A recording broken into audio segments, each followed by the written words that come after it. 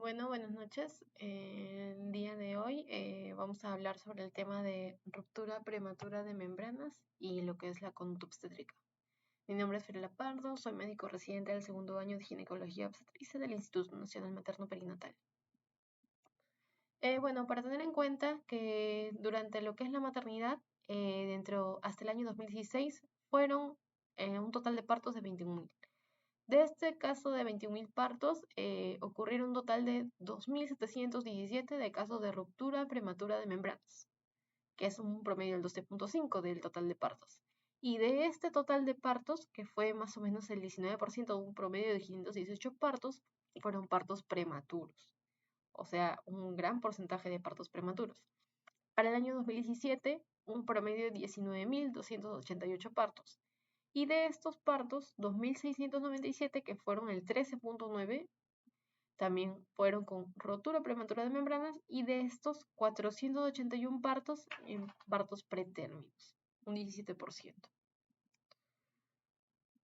Quiere decir que si bien se presenta bastante población de ruptura prematura de membranas, la mayoría de ruptura prematura de membranas son de partos a término.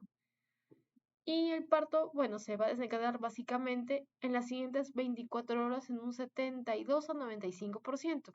Más infrecuente es la ruptura prematura pretérmino, que complica más que todo a un 2-4% de los que son embarazos únicos y 7 al 20% de los embarazos gemelares. Y básicamente es un 30% de los partos pretérminos. Entonces, para tener en conocimiento, tenemos que tener en cuenta que dentro de la membrana, dentro de la cavidad amniótica, tenemos dos membranas, ¿no? La membrana amniótica va a estar compuesta por el corios, por el amnios. Dentro de ellas, el corio y el amnios también tienen su subdivisión, ¿no?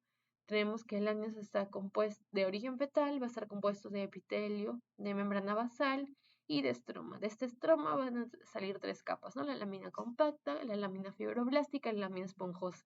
Del corion, que va a estar también va a estar compuesto de lo que es la lámina celular, la lámina reticular y la lámina pseudobasis.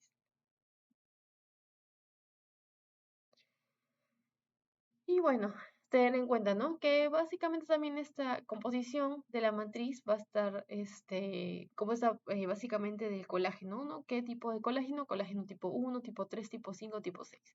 Depende de la capa, es el tipo de colágeno que hay, pero un promedio del tipo 1 y tipo 3 componen a la mayoría de las capas.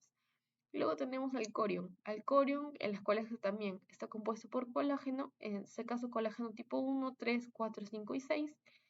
Y en la membrana basal va a estar compuesta de colágeno tipo 4, ¿no? Fibronectina.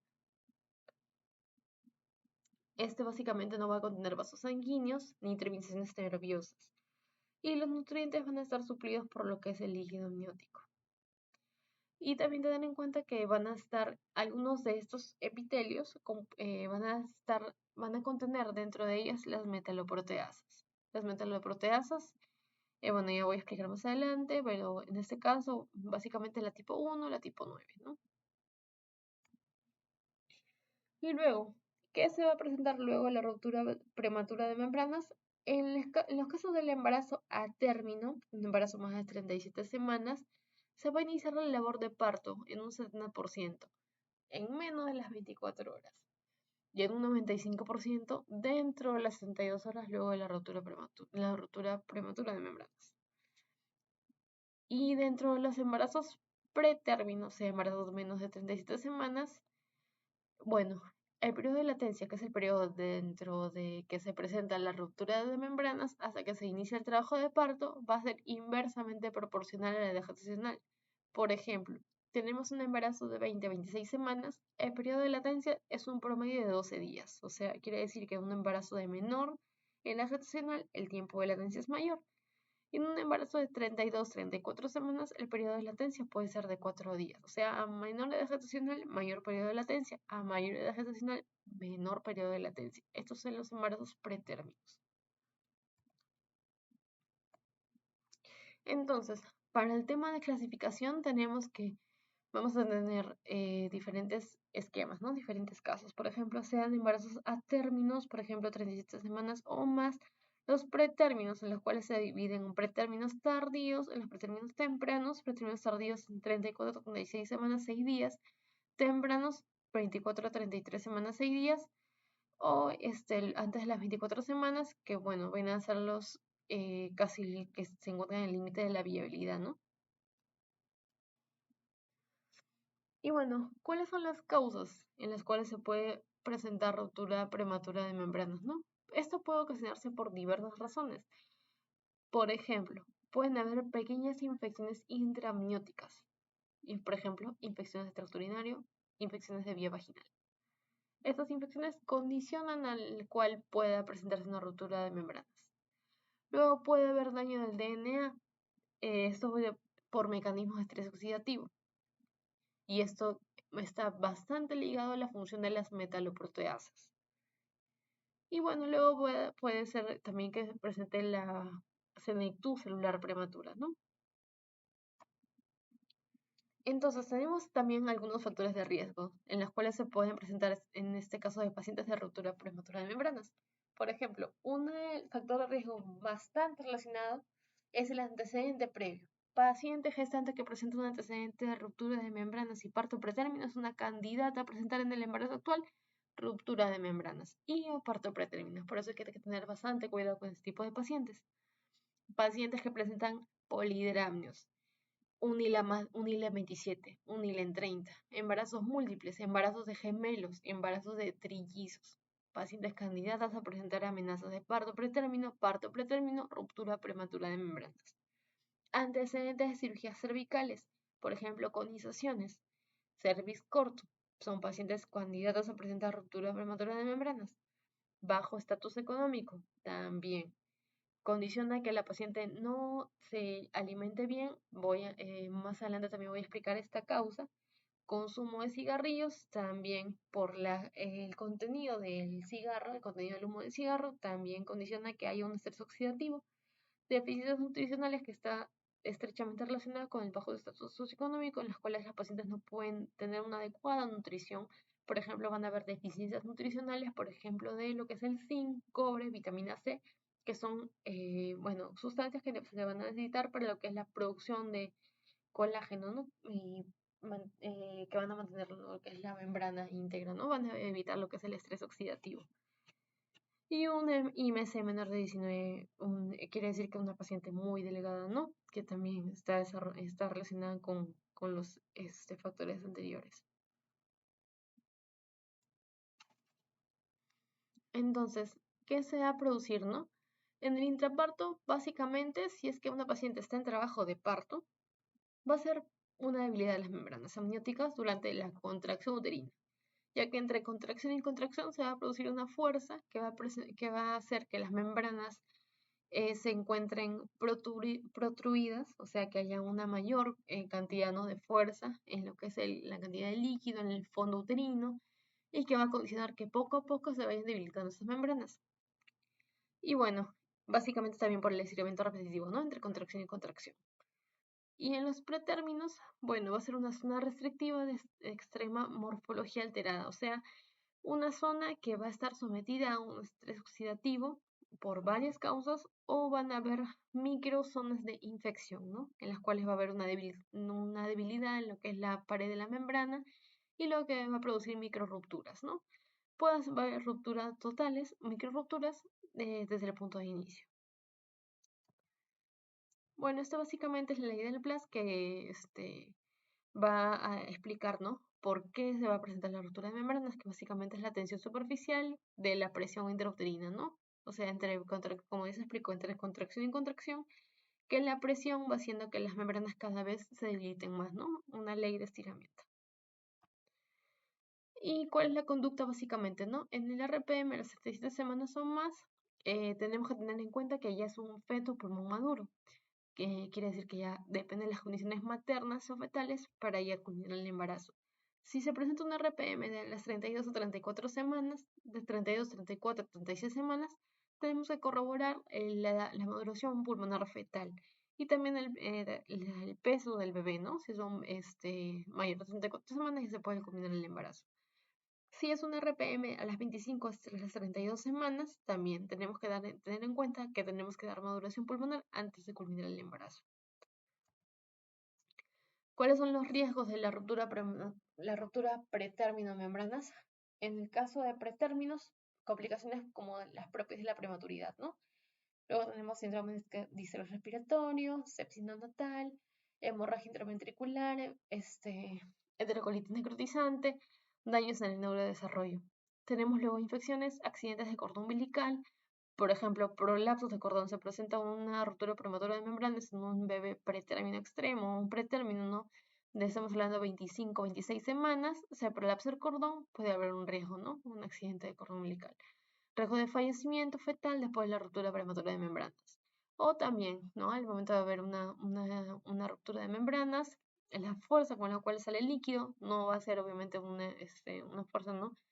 Lenta, ¿no? Así que va a haber por el mismo colapso de la ruptura, por el mismo colapso de lo que es el líquido, puede haber un desprendimiento de la placenta, ¿no? En 2 al 5% de los embarazos con ruptura prematura de membranas. Entonces, luego de ver ya las causas, la fisiopatología,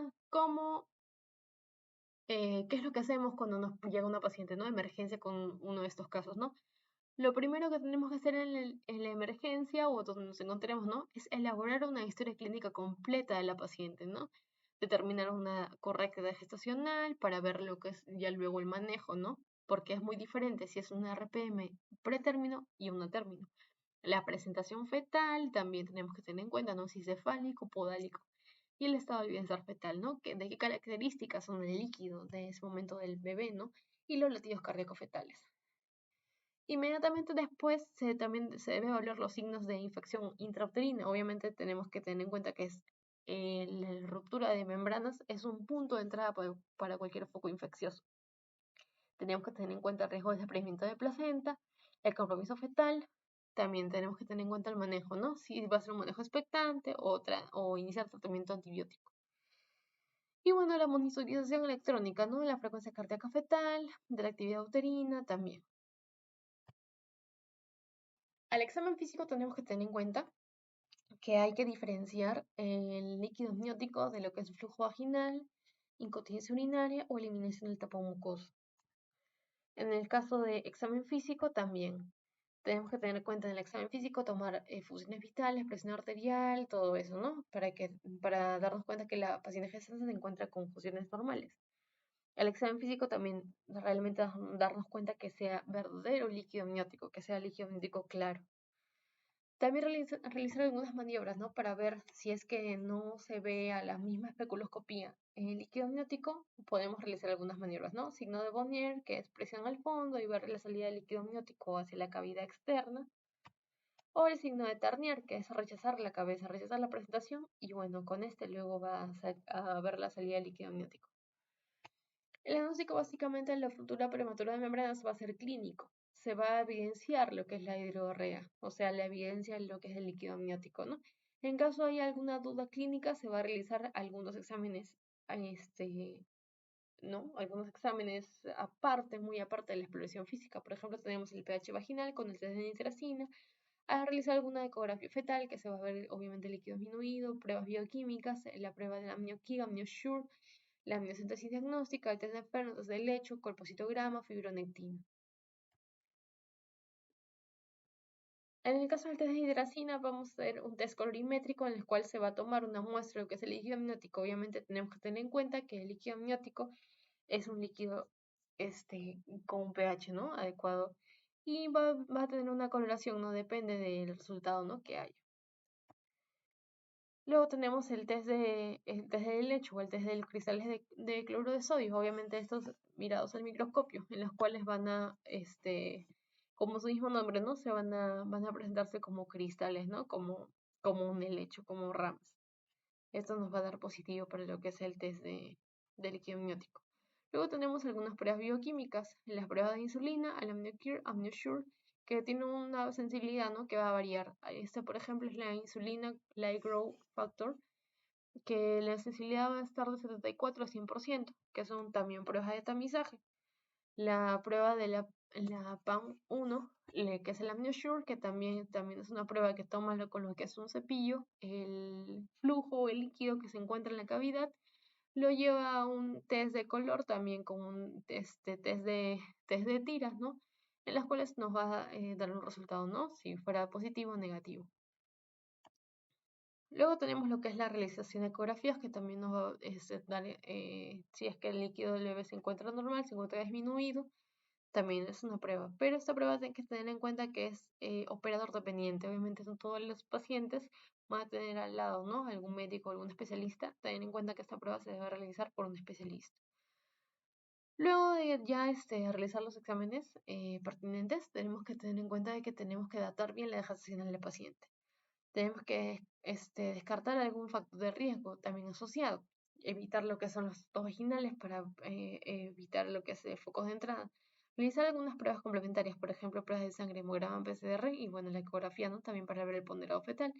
Y se puede iniciar antibiótico terapia, ¿no? Por ejemplo, en este caso, cobertura de amplio espectro, bicilina, ceftriaxona, claritromicina. Depende de la guía que se utilice. En este caso, esta guía del Clinic Barcelona nos da esa antibiótico terapia triple. Y luego tener en cuenta que se debe culminar la gestación. Si es que es un embarazo a término, se debe culminar. Si es que es un embarazo más de 34 semanas, se debería culminar la gestación. El manejo obviamente se va a diferenciar por edad gestacional. Por ejemplo, tenemos gestas a término, luego tenemos de 23 a 34.6 semanas, luego a 35 a 36 y luego menor a 23 semanas. El manejo, obviamente, por edad gestacional va a ser muy diferente. Por ejemplo, gestaciones a término tenemos que tener en cuenta que ya se puede cumplir el embarazo. Si es que es una paciente que obviamente tiene varios partos vaginales, el bebé está en presentación adecuada cefálico, se puede cumplir el embarazo dándose tomándose algún tipo de prueba de bienestar fetal y luego dándose la maduración y posteriormente la inducción del trabajo de parto. En gestaciones a término con RPM menor de 24 horas, se va a necesitar lo que es tratamiento empírico. Al ingreso no se le necesita hemograma ni PCR. Y bueno, luego de eso, si hay dinámica uterina, también solamente dejar evolución espontánea. Si no hay dinámica uterina, ahí ya se tienen que hacer algunas pruebas de bienestar fetal y bueno, madurar, inducir el trabajo de partos en las condiciones cervicales, ¿no? El bicho que presenta la paciente. Si son RPMs con más de 24 horas de gestación en embarazo de términos, obviamente ver si hay algún tipo de infección, ¿no? Hemograma PCR, iniciar antibiótico terapia empírica. Y bueno, esto depende, ¿no? De la escuela que se tome, ¿no? En este caso, amoxiclavulánico. O si son alérgicas, clindamicina. Y luego evaluar el método de la finalización del embarazo, ¿no? Si es que no hay dinámica uterina. Y bueno, el ingreso hospitalario en las pacientes obviamente que son RPMs, dar antibiótico terapia en este caso triple, corticoterapia no está indicada, tocolisis tampoco no está indicada, finalización de la gestación, igual que manejo del RPM a término, en caso de las 34 semanas, más de 34 semanas. En gestaciones de 23 a 34.6 semanas, también ingreso al hospital, pruebas complementarias, urocultivos, cultivos de vagina rectal, estreptococcus de grupo B, amniocentesis, hemograma PCR y estudio de bienestar fetal. Gestaciones de 23 a 34 semanas, de la misma manera, antibiótico terapia, y la duración de este va a depender, ¿no? Si es conducta expectante, por lo menos unos 7 días, y luego de eso manejo con hemograma PCR seriado. Luego de eso, corticoterapia, tocólisis, corticoterapia y para maduración pulmonar, tocólisis para evitar la amenaza de parto pretérmino, que desencadene con un parto pretérmino, cuidados generales durante el ingreso, control ambulatorio y evaluar luego posteriormente la finalización de la gestación a las 34 semanas. Acá se dice, ¿no? Posibilidad de conducta expectante hasta las 35, pero en promedio se te culmina a las 34 semanas. Y menos 23 semanas, bueno, acá ya por la gestacional es un embarazo un pretérmino extremo, ingreso hospitalario, pruebas complementarias, antibiótico-terapia, manejo, y bueno, el pronóstico de esto ya hay que evaluar, ¿no? Obviamente el bienestar fetal versus el bienestar materno, y hay varios riesgos, ¿no? Con un bebé con eso prematuro extremo. Menos de 23 semanas, corticoterapia, no se administra porque obviamente los corticoides no van a hacer ningún efecto sobre el bebé. Finalización de la gestación, depende, ¿no? De ya conversar, ¿no? Con la mamá, cuáles son las expectativas de la mamá. Y bueno, eso es el manejo más que todo, manejo antibiótico terápico, con ampicefazolina, según otra escuela, ¿no? Según la escuela de la maternidad. Más que todo acá lo manejamos con lo que es cefazolina, 1 gramo cada 6 horas. En corionitis, obviamente, antibiótico terapia triple, ceftriaxona, amicacina, clindamicina y luego termina la gestación. Obviamente 24 a 33 semanas, acá viene el manejo expectante. Obviamente lo ideal siempre es obviamente iniciar la eritromicina, que aumenta lo que es el periodo de latencia, y luego seguida endovenoso, y luego seguida con bioral, y luego completar lo que es maduración pulmonar, ¿no? En el caso de maduración pulmonar ya con embarazo término, acá, ¿no? Ya se considera, ¿no? Inducción, cesárea o inducción, si es que hay inducciones y no hay respuesta, de inducción fallida y luego cesárea. De maduración, obviamente, realizar maduración y luego manejo expectante. El uso de tocolíticos, el uso es controversial, ¿no? Obviamente en un pretérmino siempre se debe utilizar, si es que no hay ningún signo de infección, para completar lo que es maduración pulmonar nada más.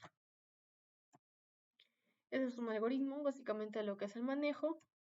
Y bueno, ¿cuáles son algunas de las complicaciones, no? Corionitis, endometritis, peritonitis, sepsis, infecciones por perales, endometritis, o algunas infecciones de la episiotomía de la pared, ¿no? O algunas complicaciones al neonato, infección neonatal, sepsis, asfixia perinatal, bajo peso, hipoplasia. Y bueno, básicamente eso sería todo con manejo de lo que es RPM.